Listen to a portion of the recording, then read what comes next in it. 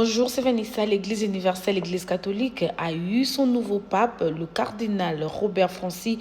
Prévoit a été élu le 267e pape le 8 mai 2025. Alors, il faut signaler qu'il est le tout premier Américain à être élu le pape à l'Église catholique. Donc, depuis l'existence des États-Unis, c'est la toute première fois qu'un pape soit un Américain. Le cardinal Robert Francis Prévost est né et grandi à Chicago, à l'État d'Illinois. Voilà. Alors, quand il a été élu, il a directement changé son nom.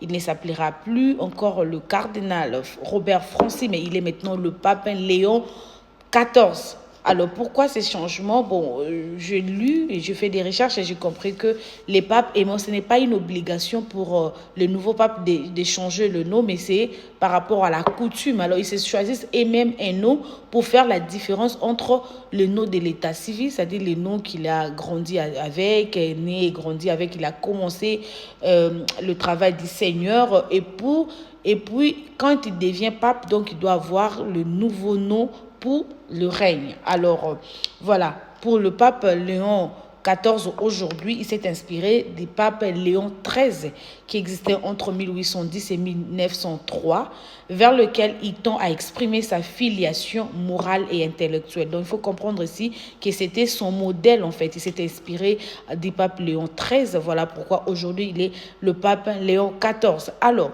étant qu'un Américain, vous savez que les Américains ont toujours de tendance, même c'est un homme de Dieu, mais ils ont toujours de tendance. C'est un grand conservateur.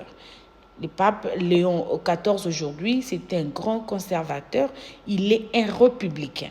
Donc, il est de la même famille politique que Donald Trump. C'est un républicain. Mais aussi, quand bien même que c'est un républicain, mais c'est quelqu'un qui défend toujours la justice sociale.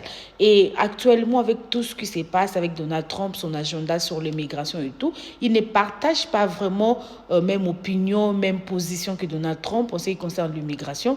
Il est toujours, je suivis beaucoup ses émissions, je lu comment il sait toujours défendre l'immigration. Il est toujours debout pour la justice sociale, en fait. Et aussi, il reste un conservateur. Quand je parle des conservateurs, il faut comprendre qu'il reste dans le principe, c'est-à-dire le respect de la coutume.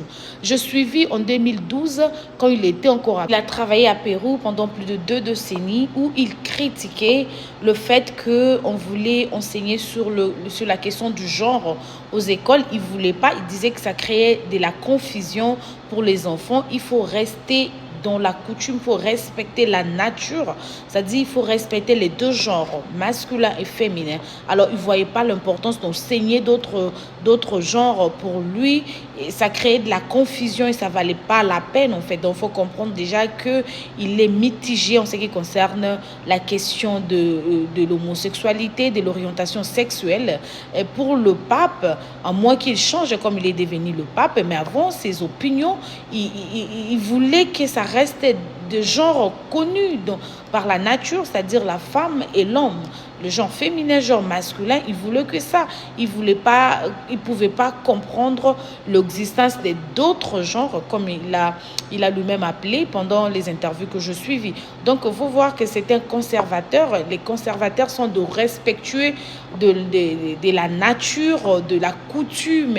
Et je pense qu'il se basera un peu beaucoup plus sur la justice sociale et aussi il mettra vraiment la question de l'équilibre entre la tradition et la modernité. C'est-à-dire, il ne faut pas qu'il y ait beaucoup plus la modernité, il ne faut pas piétiner la tradition, ou il faut pas... C'est-à-dire cet équilibre-là entre la tradition et la modernité. Donc, c'est quelqu'un de très intelligent, il est quelqu'un de très, très intellectuel, c'est un scientifique, il est plus dans la science, donc la technologie et tout.